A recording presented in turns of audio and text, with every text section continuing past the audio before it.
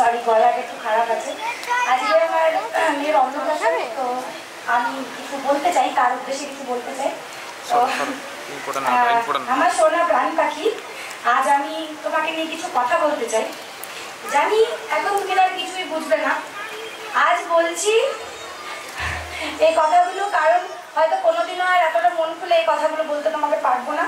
এখন তুমি অনেক ছোট, হয়তো তুমি কিছুই বুঝবে না বা শুনতে পারবে না। যখন বড় হবে আমার এই কথাগুলো অবশ্যই শোনো।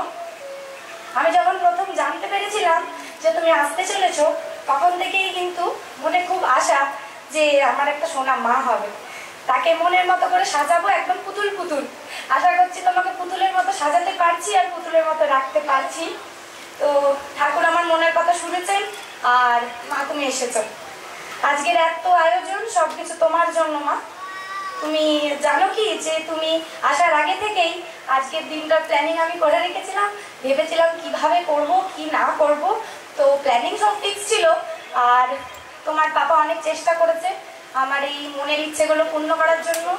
আর এত কিছু ডেকোরেশন, এত প্ল্যানিং, যে এটাই চাই ওটাই চাই, সমস্ত আবদার রেখেছে আমার।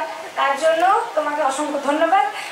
সারা জীবন এরকম পাশে থেকো, আর দুজন মিলে একসঙ্গে মেয়েটাকে বড় করবো, আর একদম পুতুল পুতুল করে বড় করবো। আর সে সঙ্গ না দিলে হয়তো এত বড় কিছু হতো না। যাই হোক, তুমি বড় হও আর মানুষের মতো মানুষ হও, এটাই চাই। তুমি আমাদের কাছে অনেক স্পেশাল। সারা জীবন ভালো থেকো, হাসি খুশি থেকো, আর সারা জীবন এভাবেই আনন্দ থেকো সোনা। আর আপনাদের সবাইকে অসংখ্য অসংখ্য ধন্যবাদ আজকে আমাদের এখানে আসার জন্য। আর আমি খুব খুশি হয়েছি, আমরা সবাই খুব খুশি আপনারা সবাই এসেছেন। আশা করছি আপনারা সবাই খুব আনন্দ করেছেন, আর আমি চাই আপনারা আরও থাকুন বেশিক্ষণ আর আরও আনন্দ করুন। ধন্যবাদ।